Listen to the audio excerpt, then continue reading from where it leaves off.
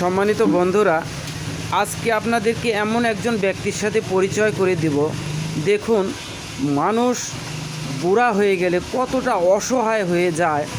আজকে কাকার সাথে আমরা দুটো কথা বলবো এবং কাকা যে একটা শেষ বয়সে এসেও ব্যবসা করে খাচ্ছে, সেই ব্যবসাটি আপনাদের মাঝে একটু তুলে ধরবো। এই যে দেখুন, কলা বিক্রি করছে কাকা, কিন্তু এই কলাগুলো বিক্রি করে। তো এখানে কলাগুলো বিক্রি করে কাকার সাথে আমরা একটু কথা বলবো। কাকা, আপনি তো এই কলাগুলো বিক্রি করেন, তাই না? এই কলাগুলো কিনেন কোত্থেকে? মোল্লাপাড়া।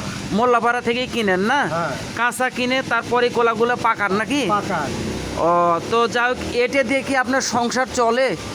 এই দুইটা লোকের যে দিন গেলে যে 2 থেকে আল্লাহ 10 টাকা 5 টাকা আল্লাহ যা দেয় এটাই আমার।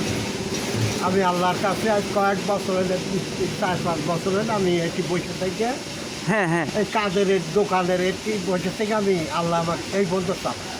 তাহলে সংসারে আপনি আর চাচি, এই তো নাকি? হ্যাঁ হ্যাঁ। ও, আমার ওই বেটা বোতারা বলে 2 বেটা আছে, বিটি একটা আছে, ওরা বলে যে এটা না খায় তুমি খাও, বলে যতদিন আল্লাহ খাওয়াচ্ছে ই করছে। আমি তো লড়েছি এরকম খাচ্ছি। এটি 10 জনের মধ্যে বসে আছি, 10 জনের সাথে কথাবার্তা হচ্ছে, দেখাশোনা হচ্ছে। হুম হুম হুম। সকালে আসি, সন্ধ্যায় বাড়ি যাই, এই পর্যন্ত। বন্ধুরা, আপনারা শুনলেন, কাকা কিন্তু শেষ বয়সে এসেও কিন্তু দেখেন একটা ব্যবসা নিয়ে বসে আছে। ছেলেরা যদিও বলছে যে এই করার দরকার নাই, তারপরেও কাকা কিন্তু নিজের পায়ে দাঁড়ানোর জন্য কারো কাছে হাত যেত পাততে না হয়, যার জন্য কিন্তু নিজেই সে এই বাজার থেকেই কলা কিনে এই কলাগুলো কিন্তু বিক্রি করতেছে। তো যা হোক কাকা, ভালো লাগলো আপনি নিজে অভিজ্ঞতায়, নিজের চেষ্টায় যে আপনি এখনও পর্যন্ত কারো কাছে 10 টাকা হাত পাতেননি, এজন্য ভালো লাগলো। তো যা হোক, আপনার চিকিৎসা করা ভবিষ্যতে যদি লাগে তো এখান থেকেই করেন নাকি ছেলেরা দেয়?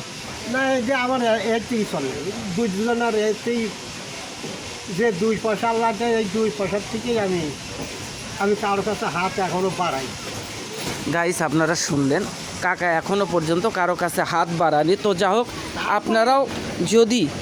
আপনারাও যদি এইরকম ব্যবসা যদি করেন তাহলে কিন্তু কারো কাছে হাত পাততে হবে না। ব্যবসা ছোট, যতই ছোট হোক না কেন, তারপরেও কিন্তু ব্যবসা, সে কিন্তু কারো কাছে হাত না পেতে নিজেই ব্যবসার কাজ চালিয়ে যাচ্ছে। তো আপনারাও বেশি বেশি ভিডিওটি সবার মাঝে ছড়িয়ে দিবেন এবং চাচার এই উদ্দীপনা সবার মাঝে ছড়িয়ে পড়ুক, এই প্রত্যাশায় আজকের মতো ভিডিও থেকে বিদায় নিচ্ছি আমি আনোয়ার। পরবর্তীতে অন্য কোনো ভিডিওর সাথে আবারও যুক্ত হয়ে আপনাদের সাথে কথা বলবো, সে প্রত্যাশায় আজকের মতো বিদায় নিচ্ছি। আল্লাহ হাফেজ।